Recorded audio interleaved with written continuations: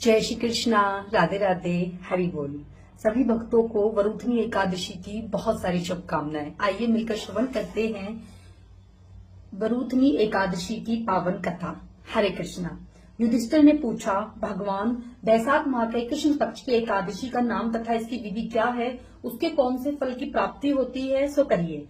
श्री कृष्ण भगवान बोले, राजेश्वर, बैसाख माह के कृष्ण पक्ष की एकादशी का नाम वरुथनी है। यह सौभाग्य को देने वाली है। इसके व्रत से मनुष्य के समस्त पाप नष्ट हो जाते हैं और अंत में सुख मिलता है।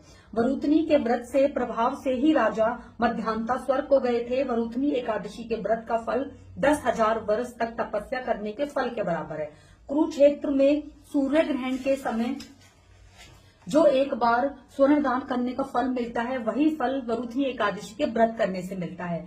वरुथनी एकादशी के व्रत से मनुष्य इस लोक और परलोक दोनों में सुख प्राप्त करता है और अंत में स्वर्ग को जाता है।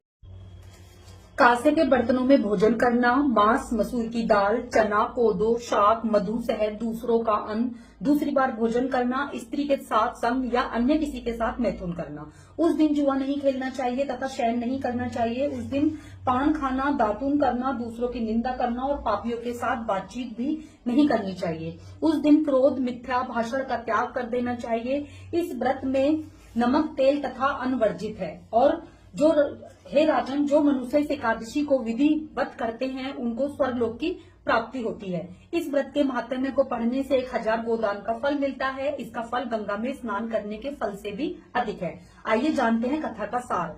स्वयं सौभाग्य का आधार है। हर प्रकार स्वयं रखने से प्राणी के सुख और सौभाग्य में वृद्धि होती है।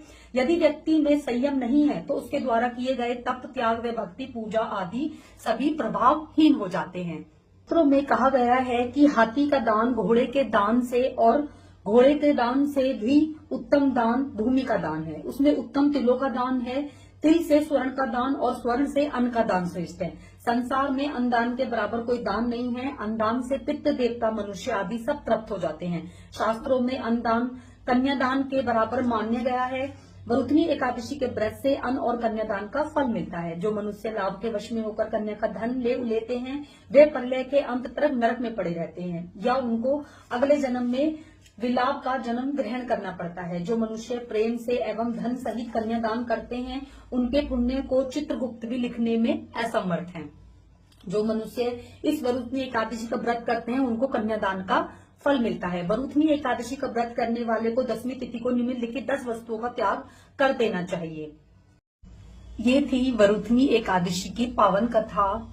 जो भी आपने पुष्प या सफेद तिल हाथ में लिए हैं, उनको श्री हरि के श्री चरणों में समर्पित कर देंगे। सभी भक्तों को एक बार फिर से वरुथनी एकादशी की बहुत सारी शुभकामनाएं।